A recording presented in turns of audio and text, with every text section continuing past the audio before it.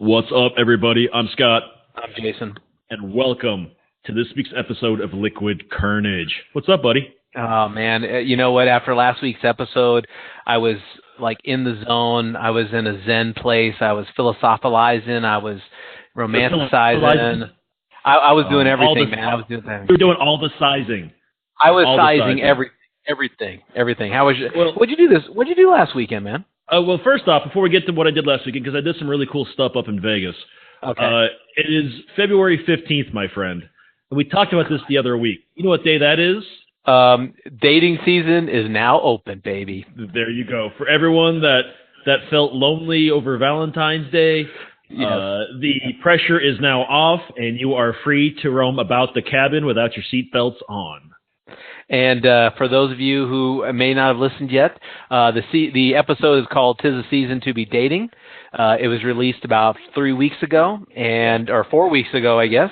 And you can listen to that at Liquid Kernedge on Podbean, iTunes, or if you really want to, you can go to YouTube and look us up on YouTube as well. So That's true. Plenty of places to listen to. That is a forgotten social media channel. We're also on Twitter, Facebook, and Instagram, all at Liquid Kernedge. Guys, so yeah. Oh my gosh, today is the season, baby. It is the season, and we would be remiss not to mention our executive producer, Tom, who has his Twitter handle as Liquid Kernedge EP. He tells us that every month, Liquid _ EP. Sorry. His Twitter handle is Liquid _ EP. Yeah, we got to get that right at some point. We do have to get that right at some point. I literally looked it up on my phone. I was just putting on vibrate because he always makes comments that one of our phones goes off every episode. So I wanted to make sure. This time so what'd you do up in Vegas, man? What'd you do up in Vegas? First of all, why'd you go up there? Well, we've got a big party, a big black tie gala coming up here where I work, so we had to go get some look at tuxedos and suits and whatever else. So we took a day to go up there and go shopping and do that. But there's also been a museum that just opened up in Las Vegas that I've been dying to go to. I've been watching them build it for the last couple of years, called Zach Bagans' Haunted Museum. Oh, God. Now, back in November when I got back from New Orleans, we did that show with Chris Menesson from the New Orleans Paranormal Society. Yes, we did. We talked about the ghost hunt. So as everyone should know, I'm a big believer in ghosts and spooks and whatever else. And I've been watching Zach's show Ghost Adventures on the Travel Channel forever. And it's entertainment for me. Some of the places I go, it's really creepy. And he's been collecting artifacts and things from all over the world that are haunted or have this really macabre history to it. So our buddy JP and our friends Dean and Danielle went with me up there to go check it out. And it's in one of the original mansions in Vegas, up off Charleston. And it's 30 rooms, packed. It's an hour and a half. Yeah, dude, it's an hour and a half tour. But you see so much. These tour guides are amazing. They have so many stories about everything. I don't know if you know who Ed Gein is. Yeah, no, I know Ed Gein. Yeah, for those that don't know, Ed Gein is the basis for the Killers in Psycho, Silence of the Lambs, and the Texas Chainsaw Massacre. Just for a quick, what they have there, they have his cauldron and a shovel, and back in the 50s or 60s. No way. Yeah, dude, they have that. Back in the 50s and 60s, after Ed's mom died, he started digging up recently deceased females and killing females and cooking their innards down and tanning and leathering their skin and wearing them like clothes, essentially trying to become his mother. So when they caught him, his stuff went into, essentially storage, and this woman found the cauldron that he used, and she knew what it was and wanted to make a memorial out of it. And she painted it black and had these guys help her move it. She died suddenly and mysteriously. These 6 guys died suddenly and mysteriously, and this thing pretty much sat tucked away forever until these guys got a hold of it. It's the centerpiece of one of their rooms now, and it's really cool. Oh gosh, dude, that's scary shit right there. Come on, and man. That's the tip of the iceberg, man. That place is so cool. It was really bizarre. JP is not a believer, and even he bought sage afterward to save his house. Are you serious? Oh, Seriously. Man. All 4 of us walked in like, that was really creepy, and I need to buy sage or Palo Santo wood to make sure that my house is clean. Gosh, well, let's do another plug. If you go back about 8 or 9 episodes, you can go to Ghost Hunting 101, which talks about all this. So you can go and listen to that too. Also a podcast from Liquid Kernedge. So right. I'm plugging all of them, man. Why not? Let's just do it. Yeah. So like I said, go on Twitter and go on Facebook and check out Zach Bagans' Haunted Museum. I'm going to retweet this to them too on once this releases later on today. because we could get some retweets from them, and maybe they might like to take a listen to us also. Well, and now we can, instantly invite anyone who calls in. So if we get this thing going right and we get people scheduled in, we'll just have a big old party on this thing. Right. We'll make it a giant chat line. That was the plan for tonight, but apparently the post-Valentine's Day for some people is continuing on night 2 of their dates. So we hope to have we were going to do a giant night of BuzzFeed quizzes for some of our listeners, and we're going to dig in deep to why they're answering some of the things they're answering and some of life's biggest quizzes. And we'll get to that here in a little bit.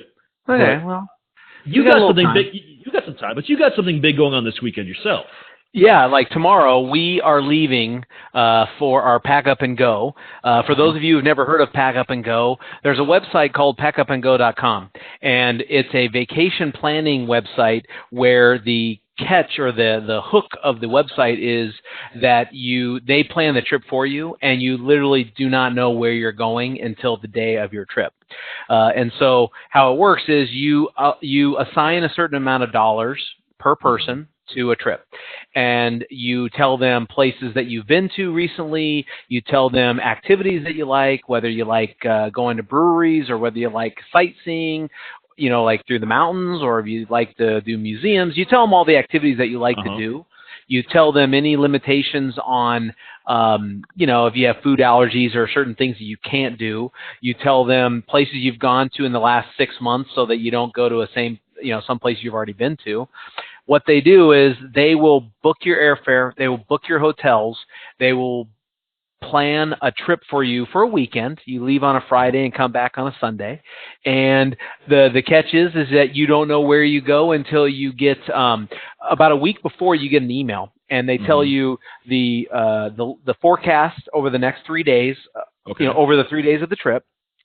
They tell you what to pack. They tell you, like on ours, they said that the average temperature is going to be 69 on Friday, 68 on Saturday, 68 on Sunday, sunny skies. They tell you to bring shoes because there's lots of sites, there's lots of breweries and food in the area, and there's lots of museums and sites around the area that we're going. Can I take a guess as to where you're going? I would love it.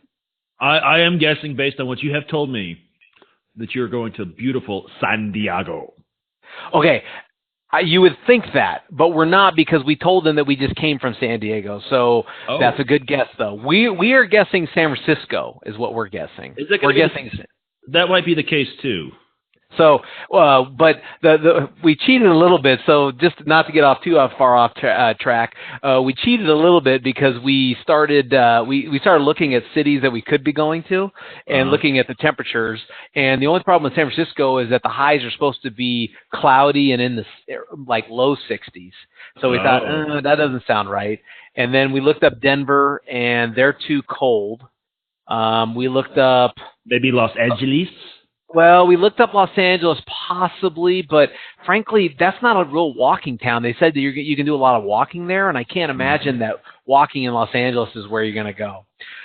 So what we plan on doing is we're going to videotape and live Facebook the opening of the envelope. And it's cool, too. So what they tell you is they give you all the things to pack, and then they send you the envelope that it's just a letter-size envelope that has all your paperwork in it, and they tell you don't open it until you get to the airport. We have to be at the airport at 3 o'clock. Once we get into the airport, they've already checked us in, so we don't have to, go through any checkout lines.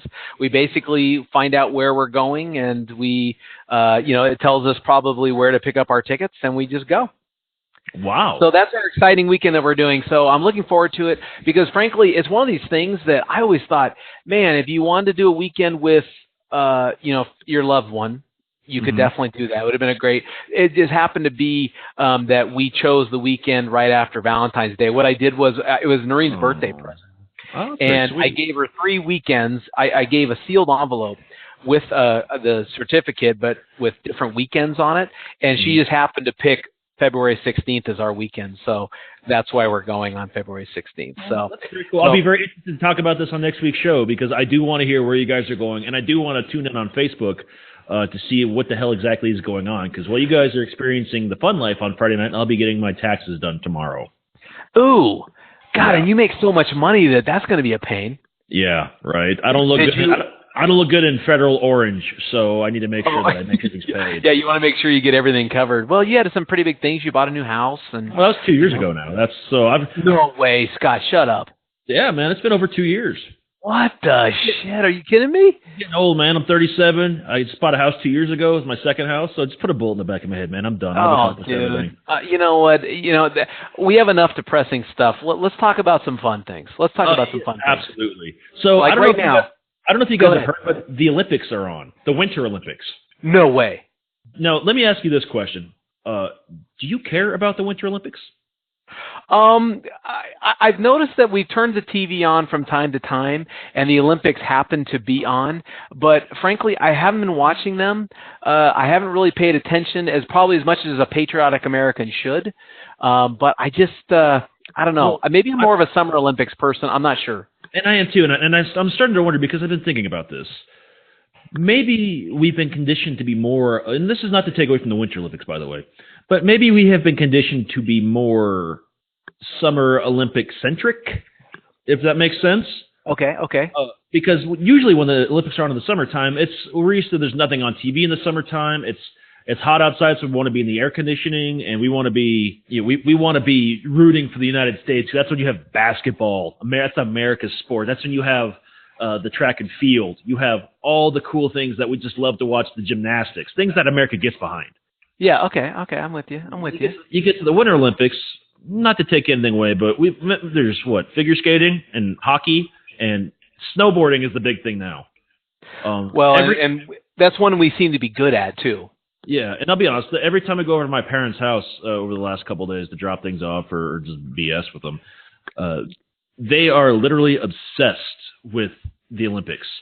And they have to tell me about they love snowboarding. They're in their mid-60s and they love snowboarding. I don't know why.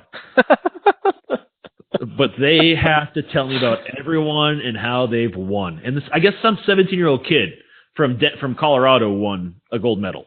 Oh, okay. And he's a meme all over the internet right now because he's just the snapshot of the millennials here in America. They said he woke up late, he lost his jacket, he said fuck on live TV. No way. Yeah, this kid did not have his life together, but he went out there and he won gold. So congratulations to the kid. I'd say your name, but I don't know who you are. Yeah, I think I was more intrigued by the story that he was the first Olympian to win a medal who was actually born in the 21st century. Yeah, and you see, again, I don't care. I mean, the thing is, I appreciate they're stretching, they're reaching. Yeah, they're definitely reaching, and my parents are so into it, which is cool. But then I read an article today in research for this that places like Chili's and Applebee's and Red Robin, sports bar places that have TVs and bars have the Olympics on right now, and people are going there to watch it because when you go home, more and more are watching Hulu and Netflix and Amazon Prime, and they're annoyed that the regular programming isn't on because they're making us watch the Olympics on regular TV. Well, that's kind of interesting because they talk about this. They talk about this. I sound like that Johnny Weir guy who does the figure skating. But it sounds like with all these stations that try to buy exclusive rights to sports, it's a huge gamble for them. Oh yeah. Because if people are watching the Olympics on NBC, then commercials, you don't get as much revenue, and that's it. And they had to commit that monies for the Olympics years ago. So I wonder how these stations like NBC, I wonder if they're making money on this, if this is something that is being affected by people not watching the Olympics. Yeah, and I don't want to take away from what our Olympic athletes are doing because it takes such talent and determination and dedication to get to that level of what your sport is. And I tip my hat to all of them. It's just not my bag, man. Not your bag, baby. Yeah. I just don't care about the Winter Olympics. And, it's funny to me to watch my parents be so excited about, the snowboarders and the snowmobile daredevils or whatever the hell's going on.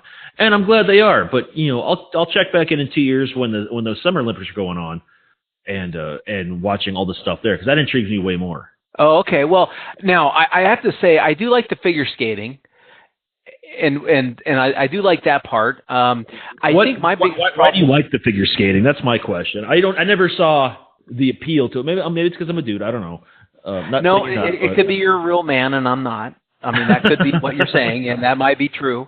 I think for me, I just think they make it look so easy, but I can't even jump without skates and do a single turn. Yeah, that is impressive. I mean, for that, and sometimes these people are going 15, 20 miles an hour when they're skating. I mean, I don't know how fast they're going, but they're going pretty fast. Yeah. And to be able to land those skates. So I'll watch those. I probably look at those very similar to the way I look at gymnastics. Yeah. There should be no reason why I watch gymnastics at all. But I'm just amazed. I'm amazed at what they do. I guess, one of the things that I don't like about the Winter Olympics is that there are so many other countries that have natural resources to be able, like Norway, for example. Norway, that's what they do. They're in the north, so they're in ski. So all those athletes are winning all the medals all the time. It's like one where the United States in the summer is usually the number one medal winner, right? Yeah. But in the Winter Olympics, we're kind of one of the second tier countries. Like, you have Norway and you have Sweden and you have Germany and then you have Canada and then you got the Americans, I would think that because we literally have every terrain in America, every type of climate, if you will, that we should have found a way by now, especially with modern technology, to figure out how to rival these other countries that have the natural abilities and beat them. And no matter what. Last week they had that guy, that American, who the first time an American male won in the luge or in the bobsled or one of those things. How did Jamaica do? Yeah, well, I don't even know. Okay, so there you go. I don't even know. I catch the cliff notes of how we're doing in the Olympics. I don't really I haven't seen enough to say, oh my gosh, I remember this great run where the person did this and this. I got the cliff notes in the news story saying, hey, we won a silver medal. Woohoo, So yeah. I'm with you, man. It's not a big draw, and frankly, does it say something about a sports bar that actually puts the Olympics up? In the sports bar, so people can drink beer and watch the sports. What's funny is we're in that very strange time of year where the only sports, because hockey's on hiatus because of the Olympics, because all the NHL athletes go and play for their native countries. So the NHL's not going on right now. Okay, yeah, I gotcha.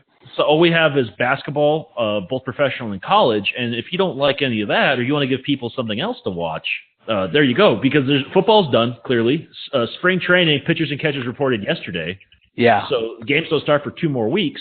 So we're in that time of the year where there's literally nothing going on. So I guess I can understand that now, especially given the fact that the way that people view their television at home, which very fewer and fewer people are getting cable packages and satellite TV packages. They go and they watch your sports at bars, and that's what I'm probably going to end up doing over the next few months myself, is getting rid of TV. And if there's a game I want to watch, I'll go to a bar to watch it, because that's what I do anyway.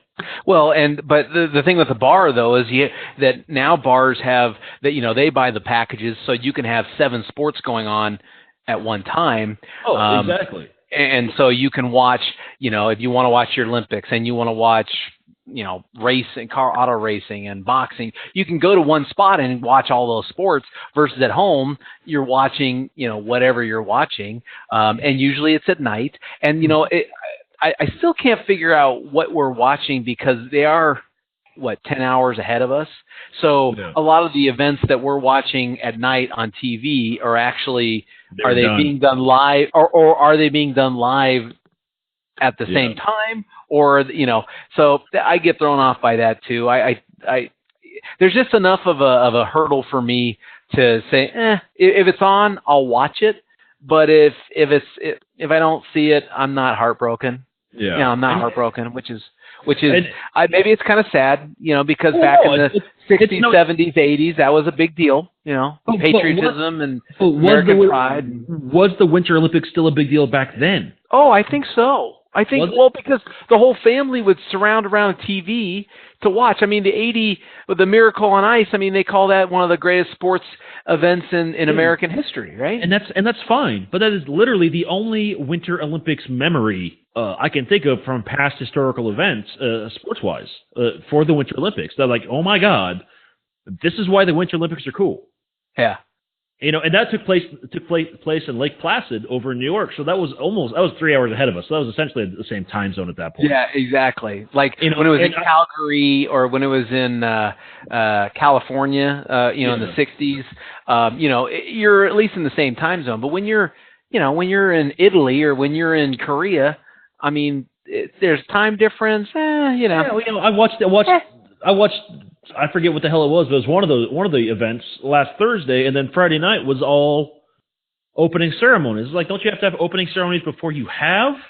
Yeah, that was weird too. We were having a team competition the day before the opening ceremonies. But was it poor time management on South Korea and the Olympic committee to not schedule everything? I mean, I'm not sure quite what's going on. No, I think what they did is because they've added that team event now. That I don't think that used to be a competition, the team event. And so now I think that what they had to do is they had to get all that done ahead of time before the Olympics started so that they could get, because you're doing like 9 events, and they probably wanted to, for scheduling reasons, they had to, what the shit am I talking? Why am I talking like an expert on this? See, now I'm totally, dude, I'm totally, I don't know. I sound like a total nerd. Like I know crap. You know, the easiest answer to that is you should have the opening ceremonies before you have these other things, but move the opening ceremonies a day sooner so you have time during the actual Olympics itself to have said events.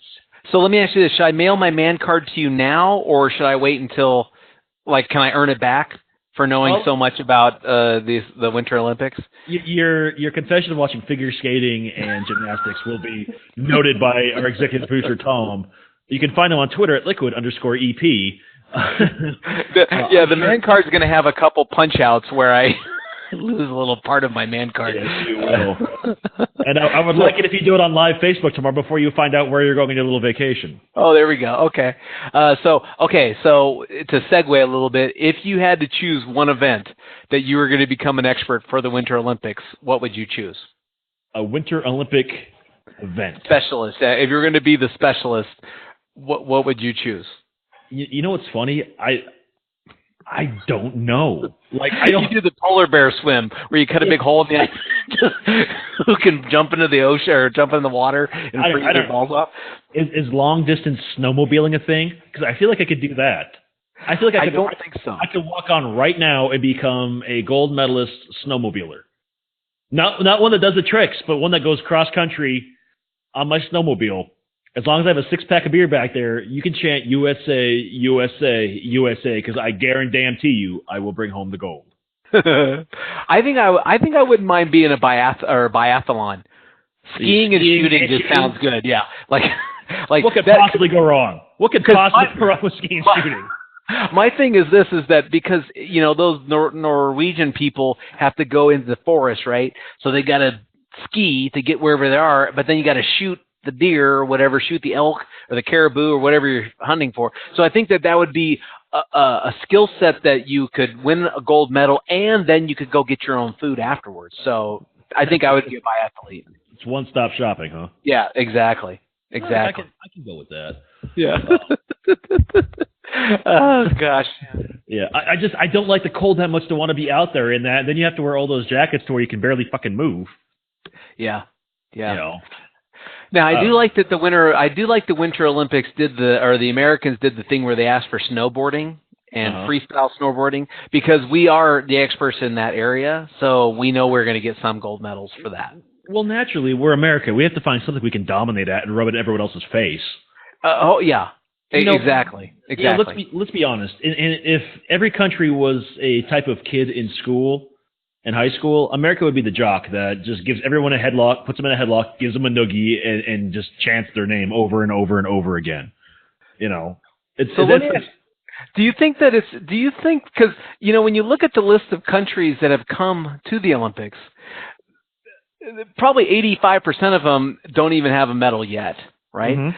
And does it mean something when you come from, I don't know, Trinidad and Tobago or whatever, and like I've sent my contingency of 2 athletes to the Winter Olympics. You know. Well, I would look at that because like what's the point? Like Trinidad and Tobago, what the fuck are you doing here? Like, where do you have snow? Are you skiing down beaches? Like, how does this work? I want snow.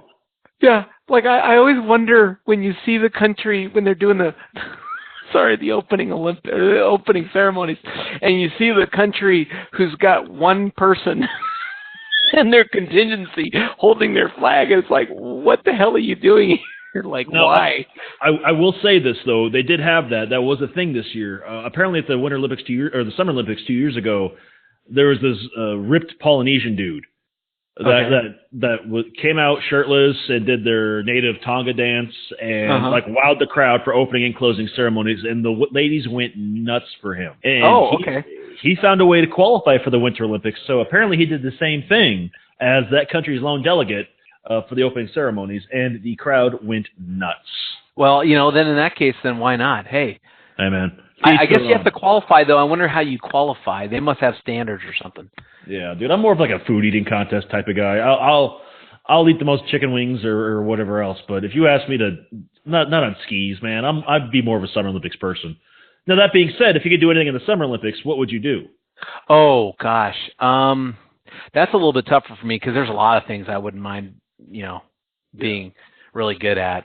I'm going to bar like golf, baseball, basketball, because those sports, obviously, if you're the best in your Olympics, especially, you're probably playing in the NBA, you're probably playing in the major league. So I'm not going to pick any sport like that. I would go kayaking. Really? Yeah, I would be a kayak. I love the kayak, man. It's a lot of fun for me. So I would do that. I think I'd love to do the high jump. I think I'd love to put that vault in and then go over the tall, and Edgeworth coming in at 74 feet, 3 inches. See, I would just have Anchorman playing through my head. I'd go up there with a glass of scotch, yell "Scotchy, Scotch, Scotch" down in my belly, then yell "Just in," and I'd do a cannonball every time, and they'd be like, "America, this fucking guy, just get him out of here."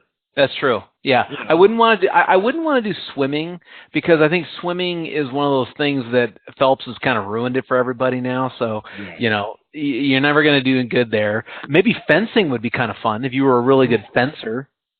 Have you ever fenced before? No, I never sell illegal goods, man. That's smart. That's smart. I see what you did there. Yeah. On that note. Yeah. So, Scott, what would you be if you were a flower, right? Exactly. What would you be? I am going to ask you a series of questions, Jason, because what we were going to do tonight in our original podcast was we were going to ask our guests a series of questions from Buzzfeed quizzes and to see what the results would be, and also along the way ask them why they choose what they would choose. So I have pulled up a random Buzzfeed quiz for you. Okay, and are you going to do a BuzzFeed, though, and ask the questions yourself and just ask out loud and answer them? Because we want to hear what you are, too. I could do that. Okay. This one is entitled, "We Know Which Chain Restaurant You Should Treat Yourself to This Valentine's Day." So. Oh, how nice. In honor of the day yesterday. In honor of yesterday, this is what you should treat yourself to from a chain restaurant. Who's your celebrity crush? Is it Donald Glover, Chris Evans, Blake Lively, Lana Del Rey, Kit Harington, or Zendaya? Oh, Blake Lively, totally, dude. Yeah, Jesus. Yeah, like, what to. Yeah, or Chris Evans, one of the two. We'll stick with Blake Lively. It's cool. Okay, thanks, buddy. Okay. Where's your ideal vacay spot with your next SO? So let me translate for our adult listeners. Where's your next ideal vacation spot with your significant other? Oh, I thought it was sheriff's officer. Okay. That's what I thought too. I had to stop and think about it. Would you go to Bangkok, Thailand, Barcelona, Spain, Paris, France, Rio de Janeiro, Cape Town, South Africa, or Sydney, Australia? Oh, okay. And I'm only doing this because I'm going to be selfish. And I'm going to be greedy. I would go to Barcelona, Spain, because I always wanted to travel to Spain. See, that'd be good. I would think I'd pick that one too, but I'd have a hard time saying no to Sydney, Australia. Sydney would be my second choice. Sydney would be awesome. Sydney would be awesome. But for this visit, I'm going to say I'm going to do Barcelona. Yeah. Bangkok, so me and Blake in Barcelona. Okay, nice. I would have gone to Bangkok as my second. You just like the word. Bangkok. Next question. What is your ideal first date, Jason? Okay. Is it Netflix and chill, stargazing, dinner and a movie, or hiking? Oh, God. Having sex is not a date?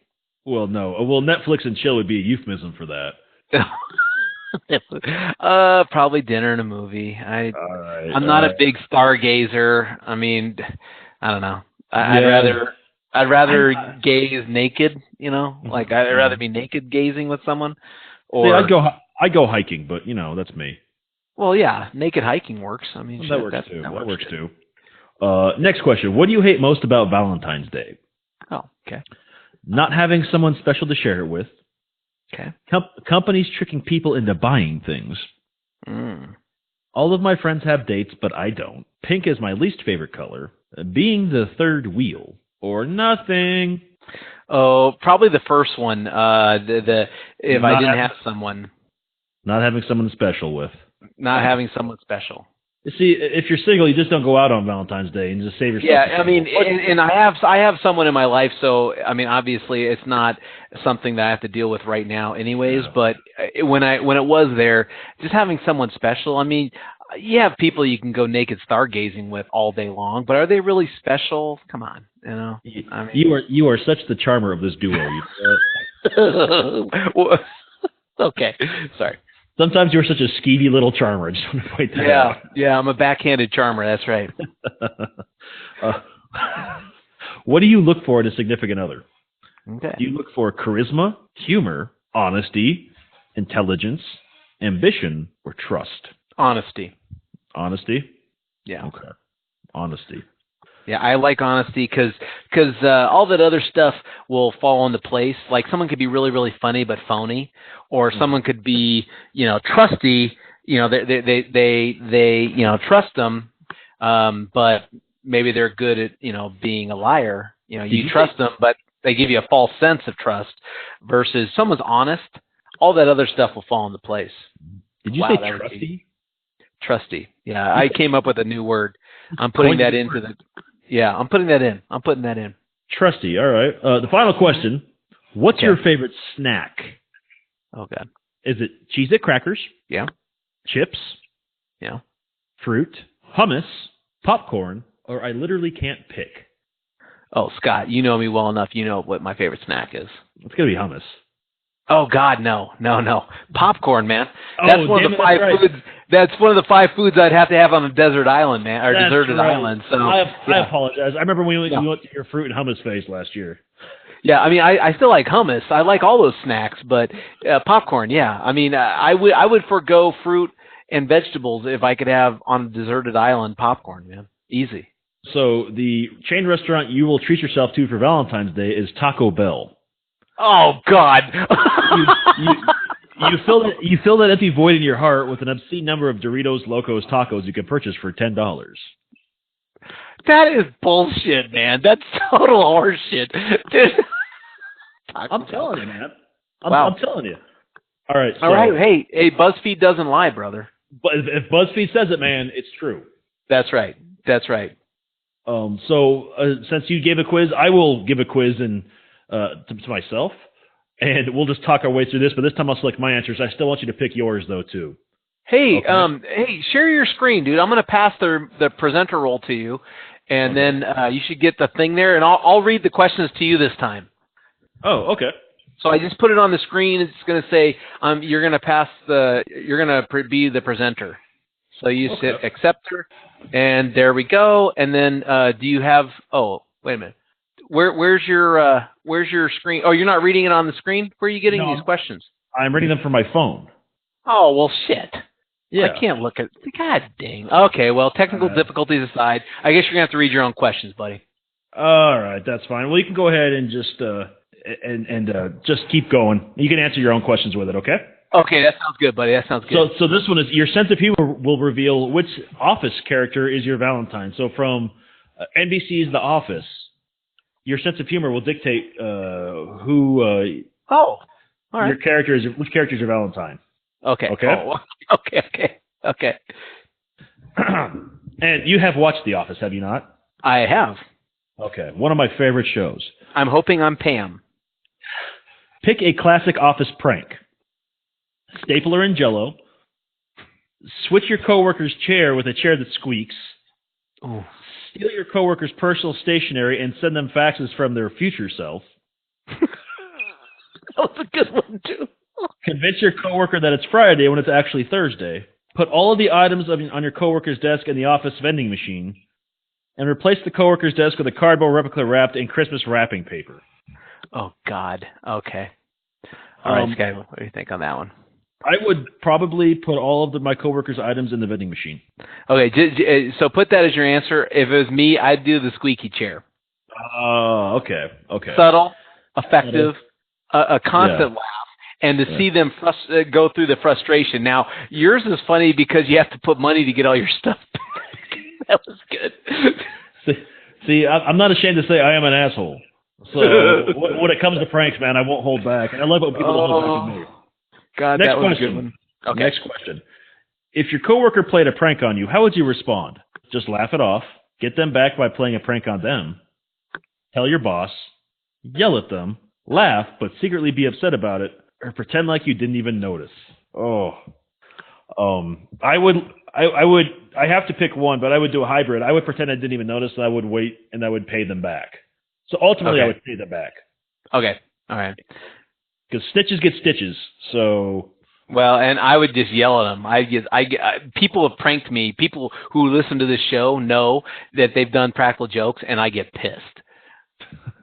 So you have no sense of humor when it comes to that. I have no sense of humor when it comes to being pranked. Mm. So how would your friends describe your sense of humor? Weird and unconventional, slapstick, non-existent, sarcastic, mischievous, or inappropriate? Ooh, God. I would say I'm probably more sarcastic. Okay. I mean, what do you think? I mean, you hear my humor more than I hear myself talk. I mean, I hear myself talk, but I think I'm normal. I would say you're sarcastic. I would definitely say you're sarcastic. It's either going to be slapstick, sarcastic, or inappropriate. Sometimes mischievous, but yeah, you could put inappropriate, but usually that only happens when you do the Hans Gruber pub crawl. Then Memorial pub crawl. Then it gets inappropriate. But sarcastic's probably the best one. Yeah. All right, so now we're going to pick a TV show. 30 Rock, Parks and Rec, Saturday Night Live, Arrested Development, Brooklyn Nine-Nine, or Modern Family. Oh, okay. I'm going to pick Brooklyn Nine-Nine. I love that show. Really? Okay, I would have picked Arrested Development. I love that show. That show makes me smile. Okay, Brooklyn Nine-Nine. Very good. So now we have to pick a comedy. Okay.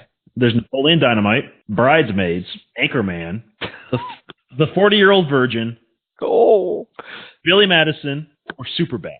Oh, okay. The first two, scratch those because those are lame. This one you can debate. Those last four you can debate. Okay.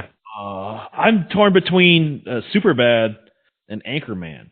Yeah. And I'm probably going to lean towards Superbad because I just think that was a very smart, well done comedy.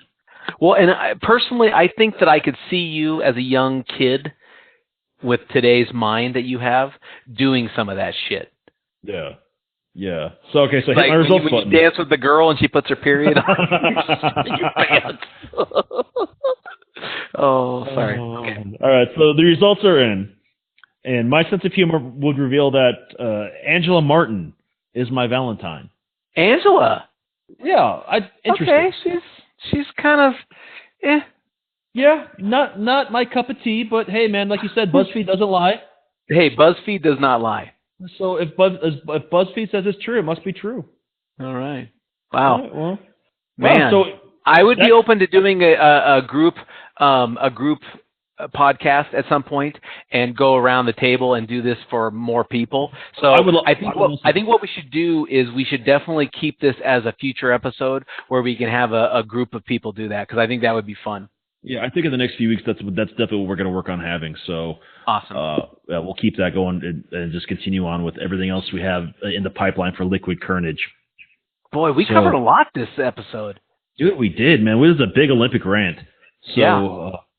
I guess we need to, like, I'll have to think of a good title to wrap all this stuff up with it, though, for our podcast. So right.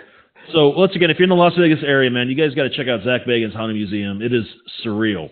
I mean, honestly, that's the tip. With the story I told is just the tip of the iceberg. There are things that will make your skin crawl. It's amazing. And next week, I want to hear a full recap on your Pack Up and Go. I will definitely do that. I think it's probably safe to say that while we won't be watching the Olympics, we are rooting for our talented athletes. We wish them all the best for their gold, silver, and bronze medals. For those of you who don't medal, hey, you gave it a good effort, and we appreciate that. That's right. So you can find us, leave us your comments.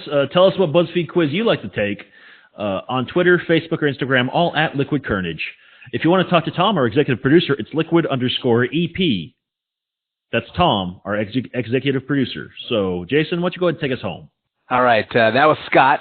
I'm Jason. And as always, if you never know quite what to say, just have yourself some Liquid Kernedge.